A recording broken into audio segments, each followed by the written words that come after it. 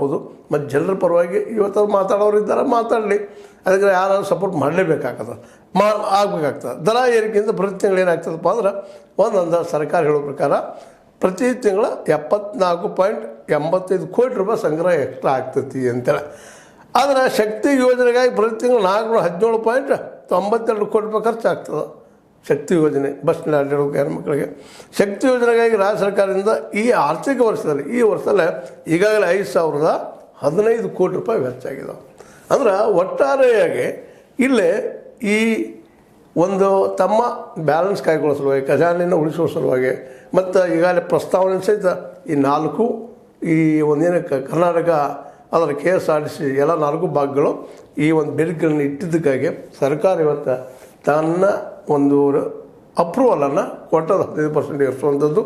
But ಇದು ಒಂದು ರೀತಿಯಿಂದ ಏನು ಇನ್ನೊಂದು ಮಾತನ್ನು ಇಲ್ಲೇ ಸೇರಿಸ್ಬೇಕಾಗ್ತದೆ. ಏನಪ್ಪ ಅಂದರೆ ಈ 4 ನಿಗಮಗಳಿಗೆ 4 ನಿಗಮ ಅದಾವ, ನಿಮಗೆ ಗೊತ್ತದ. ವಾಯವ್ಯದಾಗಿರ್ಬೋದು, ಬೆಂಗಳೂರದಾಗಿರ್ಬೋದು, ಅದೇ ಕಾಲಕ್ಕೆ ಏನಪ್ಪ ಅಂತಂದ್ರೆ ಇನ್ನಷ್ಟು ಈ ಗುಲ್ಬರ್ಗದಾಗಿರ್ಬೋದು, ಇವೆಲ್ಲ 4 ನಿಗಮಗಳಿಗೆ 2,000 ಕೋಟಿ ತನಕ ಸಾಲ ತೊಗೊಳ್ಬೋದು ಅಂಥೇಳಿ. ನೀವು ಸಾಲ ತೊಗೊಂಡು ನಡೆಸ್ರಿ ಅನ್ನುವಂಥದ್ದು. ಅಂದ್ರೆ ಈ ಸಾರಿಗೆ ಸಂಸ್ಥೆಗಳು ಲಾಸ್ದಲ್ಲಿದ್ದಾವೆ. ಇವತ್ತು ಲಾಸಲ್ಲಿ ಇರೋದ್ರಿಂದ ಸಾಲ ತೊಗೊಳ್ಳೋದು ಸರ್ಕಾರ ಒಪ್ಪಿಕೊಟ್ಟದು. ಒಂದು ಸರ್ಕಾರ ಈ ಸಾರಿಗೆ ಸಂಸ್ಥೆಗಳು ತಮ್ಮ ದುಡ್ಡಿನ ಸಾಲ ಕಟ್ಟದೇ ಹೋಗುವಂಥ ಪ್ರಸಂಗ ಬಂದಾಗ ಸರ್ಕಾರ ಜವಾಬ್ದಾರಿ ಕೊಡುವಂಥದ್ದು.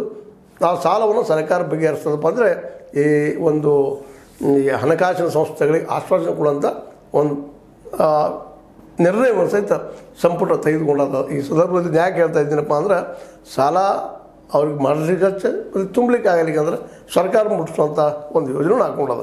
ಒಟ್ಟಾರೆಯಾಗಿ ಏನೋ ಆಗಲಿ, ಏನೇನೋ ಕಸರತ್ತು ಮಾಡಿ ಸರ್ಕಾರ ಇದ್ದಿದ್ದು ಇದನ್ನು ರನ್ ಮಾಡಲಿಕ್ಕೆ ನೋಡ್ತಾ ಇದೆ. ಬಟ್ ಜನಸಾಮಾನ್ಯರಿಗೆ ಮಾತ್ರ 15% ನಿಜವಾಗಿಯೂ ತೊಂದರೆ ನೀಡುತ್ತಿದೆ ಅನ್ನೋದರಲ್ಲಿ 2 ಮಾತಿಲ್ಲ.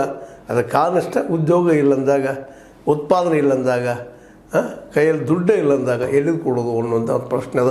ಆ ದಿಶೆಯಲ್ಲಿ ಸರ್ಕಾರನಷ್ಟ ಯೋಜನೆಗಳನ್ನು ಹಾಕುವುದರಿಂದ ಬರೋದಲ್ಲ, ಈ ಬೆಲೆ ಏರಿಕೆ ಬಗ್ಗೆ ಇನ್ನಷ್ಟು ಯೋಚನೆ ಮಾಡಿ ಹೆಜ್ಜಿಟ್ಟಿದ್ದು ಚೆನ್ನಾಗಿತ್ತು. ಜನ ಮೊದಲು ಇದರಿಂದ ರೋಷ್ ಹೋಗಿದ್ದಾರೆ ಅನ್ನೋದ್ರಲ್ಲಿ 2 ಮಾತಿಲ್ಲ ಅಂತ ಹೇಳ್ತಾ, ಜನರ ಭಾವನೆಗಳನ್ನು ಸರ್ಕಾರಕ್ಕೆ ತಿಳಿಸುವಂಥ ಕೆಲಸ ನಮ್ಮದು. ಆ ಕೆಲಸ ಮಾಡಿದ್ದೀವಿ ಅಂತ ಹೇಳ್ದ. ಇದು ನಿಮಗೆ ಲೈಕ್ ಆಗಿರ್ಬೋದು, ಲೈಕ್ ಮಾಡಿ, ಶೇರ್ ಮಾಡಿರಿ, ಕಾಮೆಂಟ್ ಮಾಡಿರಿ, ಜೊತೆಗೆ ಸಬ್ಸ್ಕ್ರೈಬ್ ಆಗೋದು ನಿಲ್ಲಿಸ್ಲಿಕ್ಕೆ ಹೋಗ್ಬೇಡ ಅಂತ ಹೇಳ್ತಾ, H16 ಅರ್ಥಾತ್ ಹೇ ಸೀತಾರಾಮ ಸತ್ಯಕ್ಕೆ ವಂದನೆಗಳು.